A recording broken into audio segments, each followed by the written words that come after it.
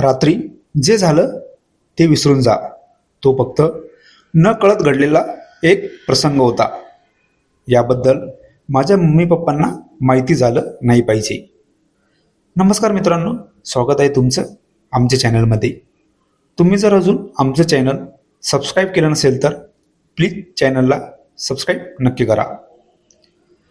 सुंदरतेलाही लाजवेल अशी मुलगी मी पहिल्यांदा बघितली होती आणि ती आमच्या शेजारीच राहत होती आणि आमच्या जवळच्याच नात्यात ती होती. अगोदर तिचं सर्व कुटुंब शहरात राहत होतं. त्यांना गावात येऊन फक्त 15-20 दिवस झाले होते. त्या मुलीचं नाव नेहा. ती तिच्या मम्मी पप्पासोबत शहरात राहिलेली आणि लहानची मोठी पण शहरात झाली होती.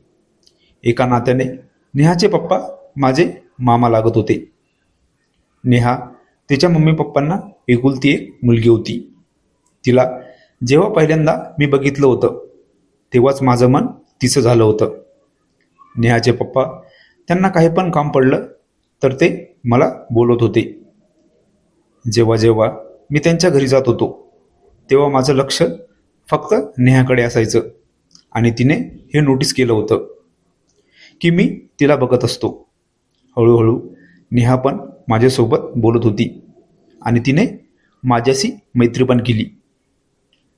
पण मला नेहाची मैत्री नाही तर तिचं प्रेम हवं होतं.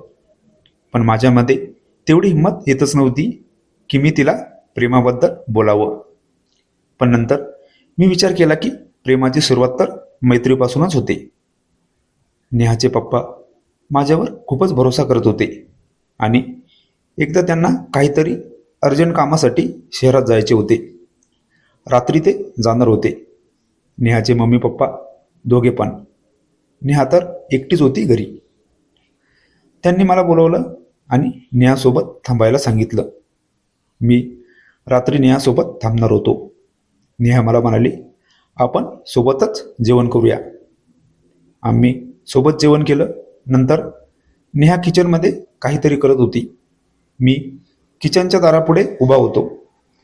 ती काहीतरी नवीनच बनवत होती. माझी नजर अचानक तिच्या ओढणीकडे गेली. तिची ओढणी गॅसच्या शेगडीवर होती आणि तिची ओढणी जळत होती. तिने आग पकडली. मी लगेच पळत गेलो आणि तिची ओढणी फेकली. नेहाने बघितलं की तिच्या ओढणीला आग लागली होती. नंतर तिने बघितले की तिच्या ड्रेसवर पण थोडं तिने ड्रेस काढून फेकला आणि भीतीने मला मिठी मारली. नेहा तर माझ्या मिठीत अशी होती की मी बेभान झालो आणि तिला नको ते. नेहा पण माझ्यासोबत. आम्ही केव्हा बेडरूममध्ये आलो समजलेच नाही आणि नंतर आमच्यामध्ये नको ते घडलं. सकाळी नेहा मला म्हणाली, रात्री जे काही झालं ते विसरून जा. तो फक्त न कळत घडलेला एक प्रसंग होता. याबद्दल माझ्या मम्मी पप्पांना माहिती झालं नाही पाहिजे. त्यानंतर नेहा माझ्यापासून दूर राहत होती. तिचं माझ्यासोबत बोलणं आता खूप कमी झालं होतं. मी तिला सांगितलं की यात माझी पण चूक नव्हती आणि तुझी पण नव्हती. तरी पण नेहा माझ्यापासून दूरच राहू लागली. ही कथा पूर्णपणे काल्पनिक असून वास्तविक जीवनाशी काहीही संबंध नाही. ही कथा फक्त मनोरंजनासाठी आहे. मित्रांनो, कथा आवडल्यास चॅनलला सबस्क्राईब करा. धन्यवाद.